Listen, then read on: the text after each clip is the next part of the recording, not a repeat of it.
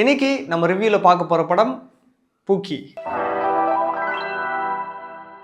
Vijay Antony film கார்பரேஷனுடைய தயாரிப்புல Ganesh சந்திராவுடைய இயக்கத்துல அஜய் திஷன் மற்றும் RK Dhanush அவங்களுடைய நடிப்புல ரிலீஸ் ஆகக்கூடிய படம் தான் பூக்கி.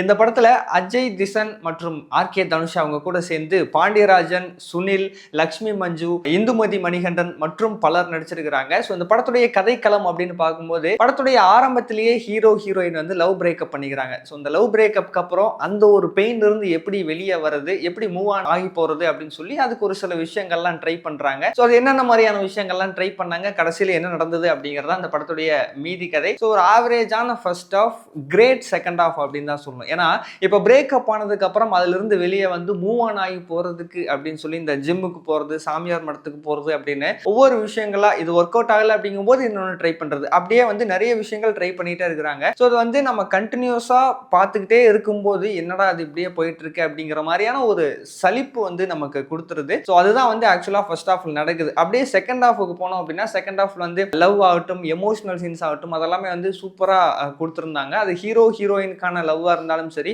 எஸ்பெஷலி வந்து அப்பாவுக்கும் பையனுக்குமான ஒரு எமோஷனலான ஒரு விஷயம் வந்து கொடுத்துருந்தாங்க. இப்போ நம்ம டிராகன்ல எல்லாம் பார்த்துருப்போம்ல, பிரதீப் ரங்கநாதன் அவர்களுக்கும் ஜார்ஜ் மரியன் அவர்களுக்கும் ஒரு சில விஷயங்கள் நடக்கும்ல. ஸோ அந்த மாதிரி இந்த படத்துலையும் அப்பா பையனுக்கான ஒரு எமோஷனல் சீன் கொடுத்துருக்குறாங்க. அது ரொம்ப சூப்பராகவே வந்து கனெக்ட் ஆயிருந்தது. ஒரு சாட்டிஸ்ஃபைடான ஒரு செகண்ட் ஆஃப், சாட்டிஸ்ஃபைடான ஒரு கிளைமேக்ஸ் அப்படின்னு தான் வந்து சொல்லணும். ஸோ இந்த படத்தை வந்து கணேஷ் சந்திரா அவர்கள் தான் டைரக்ட் பண்ணியிருக்கிறாரு. ஆக்சுவலா அவருக்கு வந்து இது ஒரு ஃபர்ஸ்ட் படம் தான், ஒரு லவ் ஸ்டோரி எடுத்திருக்கிறாரு. அதாவது இன்னும் சொல்லணும் அப்படின்னா ஆக்சுவலா இது வந்து ஒரு பிரேக்கப் லவ் ஸ்டோரி, ஒரு டிஃப்ரெண்டான ஒரு கதைக்களம், ஒரு டிஃப்ரெண்டான ட்ரீட்மெண்ட்ல தான் வந்து இந்த படத்தை கொடுத்திருக்கிறாரு. அதாவது 90s கிட்ஸா இருந்தாலும் சரி, 2K கிட்ஸா இருந்தாலும் சரி, அவங்களுடைய லவ், பிரேக்கப்க்கு அப்புறம் என்ன மாதிரியான விஷயங்கள்லாம் பண்ணுவாங்க அப்படிங்கறதெல்லாம் வந்து அப்படியே ரியலா இருக்கக்கூடிய விஷயங்களை கொஞ்சம் என்டர்டைன்மெண்ட் எல்லாம் கலந்து ஒரு விஷயத்தை வந்து நமக்கு அப்படியே ப்ரெசென்ட் பண்ணியிருக்கிறாரு.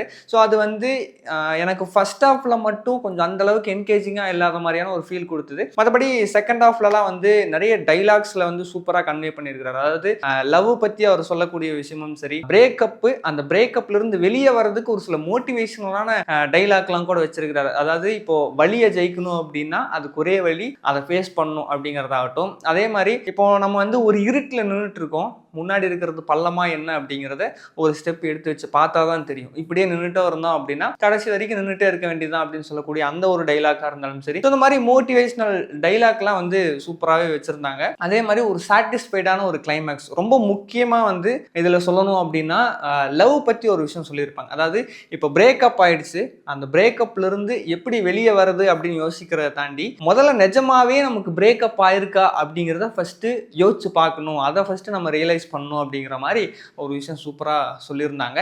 அதெல்லாம் வந்து ரொம்ப நல்லாவே கனெக்ட் ஆகக்கூடிய ஒரு விஷயம் அப்படின்னு சொல்லலாம். ஸோ சாட்டிஸ்ஃபைடாக இருந்தது செகண்ட் ஹாஃபும் சரி. படம் முடிஞ்சு வரும்போது ஒரு சாட்டிஸ்ஃபைடான ஒரு ஃபீல் தான் வெளியே வர மாதிரியான ஒரு இதை வந்து கொடுத்துருக்கிறாரு. ஸோ அந்த படத்தில் ஹீரோவா அஜய் திஷன் அவர்கள் தான் நடிச்சிருக்கிறாரு. மார்கன் படத்தில் அவர் நம்ம ஆல்ரெடி பார்த்துருப்போம். ஆனால் ஹீரோவா அவருடைய டெபியூ ஃபிலிம் அப்படின்னா இந்த பூக்கி தான். ஸோ அவருடைய கேரக்டர் வந்து ரொம்ப சூப்பராகவே அந்த கேரக்டருக்கு என்ன பண்ணுமோ அதை பண்ணியிருக்கிறாரு. கரெக்டாக ஹோல்ட் பண்ணி கொண்டு போயிருந்தாங்க. ஹீரோயின் ஆர்கே தனுஷா அவங்களுக்கு வந்து இது ஒரு டெபியூ ஃபிலிம், ஆனா அது எந்த இடத்துலயும் தெரியாத மாதிரி அவ்வளவு சூப்பரா ரொம்ப கன்வின்சிங்கா அந்த ஒரு கேரக்டர் வந்து பண்ணியிருந்தாங்க. அதுக்கப்புறம் பாண்டியராஜன் சார், அவருடைய ஆக்டிங் பத்தி நம்ம சொல்லவே தேவையில்லை, ரொம்ப சூப்பரா பண்ணியிருந்தாங்க. நமக்கு வந்து படம் பார்க்கும்போது என்னடா பாண்டியராஜன் சார் வந்து ரொம்ப கம்மியான இடங்கள் மட்டும் வராரு அப்படிங்கிற மாதிரியான ஒரு ஃபீல் இருக்கும். ஆனா பர்டிகுலரா ஒரு சீன்ல வந்து தலைவன் பிச்சு விட்டுருப்பாரு. அந்த சீன் வந்து மறக்கவே முடியாது. நல்ல எமோஷனலா சூப்பரா கனெக்ட் ஆகிற மாதிரி பெர்ஃபார்மன்ஸ்ல வந்து அவர் பயங்கரமா ஒரு விஷயம் பண்ணியிருப்பாரு. ஸோ அது கூட சேர்ந்து மற்றபடி இந்த படத்துல வந்து சுனில் அவர்கள் இருக்கிறாரு, ஆதித்யா கதிர் இருக்காங்க, லக்ஷ்மி மஞ்சு, அப்புறம் இந்துமதி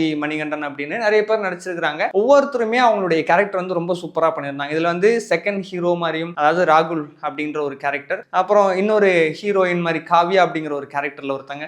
ஸோ எல்லாருமே வந்து இந்த படத்தில் நடிச்சிருக்கிறவங்க அவங்களுடைய கேரக்டர் வந்து ரொம்ப சூப்பராகவே பண்ணியிருந்தாங்க. அதே மாதிரி விஜய் ஆண்டனி அவர்களுமே இந்த படத்துல வந்து சின்னதாக ஒரு கேமியோ பண்ணியிருக்கிறாரு. இன்னும் சொல்ல போனா விஜய் ஆண்டனி அவர்கள் இந்த படத்துல வந்து ஒரு மல்டி டாஸ்கிங் ஒர்க் பண்ணியிருக்கிறாரு அப்படின்னு சொல்லலாம். அதாவது மியூசிக்கை அவர் தான் பண்ணியிருக்காரு, எடிட்டிங்கும் அவர் தான் பண்ணியிருக்காரு. இவர் மட்டும் இல்லாம டைரக்டருமே ஒரு மல்டி டாஸ்கிங் தான் பண்ணியிருக்காரு. அதாவது டைரக்டர் வந்து டைரக்டர் அப்படிங்கிறது மட்டும் இல்லாம சினிமாட்டோகிராஃபி அவர் தான் பார்த்திருக்காரு. ஸோ இந்த படத்துக்கு ஃபர்ஸ்ட் நம்ம மியூசிக் அப்படின்னு பார்க்கும்போது ஒரு பெரிய பேக் போன் அப்படின்னே சொல்லலாம். விஜய் ஆண்டனி இந்த படத்துல இன்னொரு ஹீரோ அப்படின்னு கூட நம்ம சொல்லலாம். ஏன்னா அந்த அளவுக்கு மியூசிக் இருந்தது. நம்ம பொதுவா சொல்லுவோம்ல விஜய் ஆண்டனிக்கு பதிலா வைப் ஆண்டனி அப்படின்னு சொல்லுவோம்ல. ஸோ அந்த மாதிரியான ஒரு விஷயங்கள்லாம் இதுல பயங்கரமா வைப் பண்ற மாதிரியான பாட்டுலாம் வந்து கொடுத்திருக்காரு. எஸ்பெஷலி வந்து அந்த பூக்கி அப்படிங்கிற ஒரு டைட்டில் வேர்டு, அந்த ஒரு வார்த்தையை வச்சே படத்துடைய ஆரம்பத்துல அப்பப்போ ஹஸ்கி வாய்ஸ்ல பூக்கி பூக்கின்னு சொல்லி ஒன்று வரும். ஸோ அது வந்து ரொம்ப சூப்பரா பண்ணியிருந்தாங்க. அதே மாதிரி பிரேக்கப்ல ஒரு 7 ஸ்டேஜ் இருக்கு அப்படின்னு சொல்லி அது ஒரு எக்ஸ்பிளனேஷன் இருக்கும். அது ஜென்ரலா நம்ம பேசக்கூடிய ஒரு கான்வர்சேஷனையே ஒரு பாட்டா மாத்தி வேற மாதிரி ஒன்று கொடுத்திருந்தாரு. அது ரொம்பவே நல்லா இருந்தது. இந்த படத்துக்கு சினிமாட்டோகிராஃபி அப்படின்னு பார்க்கும்போது படத்துடைய டைரக்டர் தான் ஆல்ரெடி சொன்ன மாதிரி கணேஷ் சந்திரா அவர்கள் தான் அந்த படத்துக்கு சினிமாட்டோகிராஃபி ஒர்க்கும் பண்ணியிருக்காரு. எடிட்டிங் வந்து விஜய் ஆண்டனி அவர்களே தான் பண்ணியிருக்காங்க. ஸோ 2 பேருமே டெக்னிக்கலாவும் ரொம்ப ஸ்ட்ராங்கா இருக்கிற மாதிரி ஒரு நல்ல ஒரு ஒர்க் தான் வந்து கொடுத்துருக்காங்க.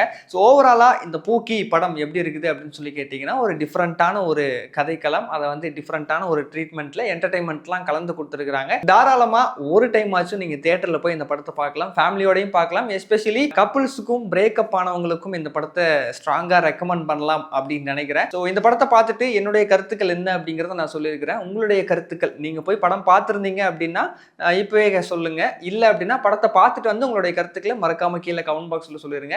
இன் அண்ட் அவுட் மீடியாவுக்கு சப்ஸ்கிரைப் பண்ணிருங்க.